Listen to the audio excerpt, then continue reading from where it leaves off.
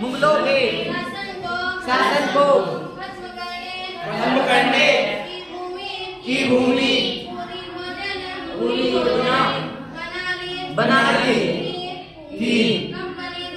Company द्वारा जारी किया गया सिक्कों पर से मुगल बादशाह का नाम लिया गया। 1849 में गवर्नर जनरल डलहौजी ने ऐलान किया कि बहादुर शाह जफर की मृत्यु के बाद बादशाह के परिवार को लाल किले से निकाल कर दिल्ली में कहीं और बसाया जाएगा। 1856 में गवर्नर जनरल केनिंग ने फैसला किया बहादुर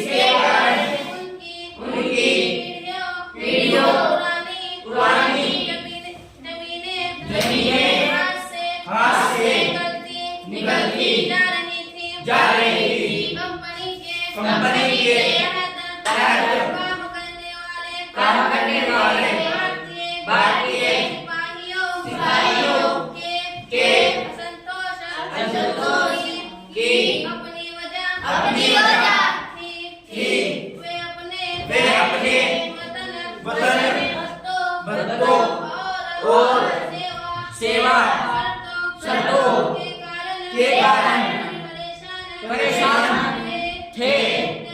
कई नए नियम उनकी धार्मिक भावनाओं और आस्थाओं को ठेस पहुंचाते थे। क्या आप जानते हैं कि उस जमाने में बहुत सारे लोग समुद्र पार नहीं जाना चाहते थे। उन्हें लगता था कि समुद्र यात्रा से उनका धर्म और जाति नष्ट हो जाएगी। जब 1824 में सिपाहियों को कंपनी की ओर से लड़ने के लिए समुद्र से रास्ते बर्मा जाने का आदेश मिला तो उन्होंने इस हुक्म को मानने से इनकार कर दिया। उन्हें जमीन के रास्ते से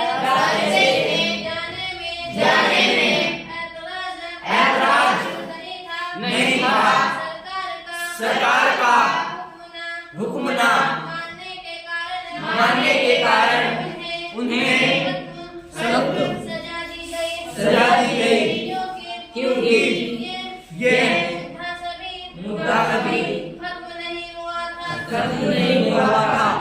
इसीलिए 1856 में कंपनी को एक नया कानून बनाना पड़ा। इस कानून में साफ कहा गया था कि अगर कोई व्यक्ति अपनी सेना में नौकरी करेगा तो जरूरत पड़ने पर उसे समुद्र पार भी जाना पड़ सकता है। सिपाही गांव के हालात से भी परेशान थे। बहुत सारे सिपाही खुद किसान थे। वे अपने परिवार गांव में छोड़कर आए थे। लिहाजा किसानों का जल्दी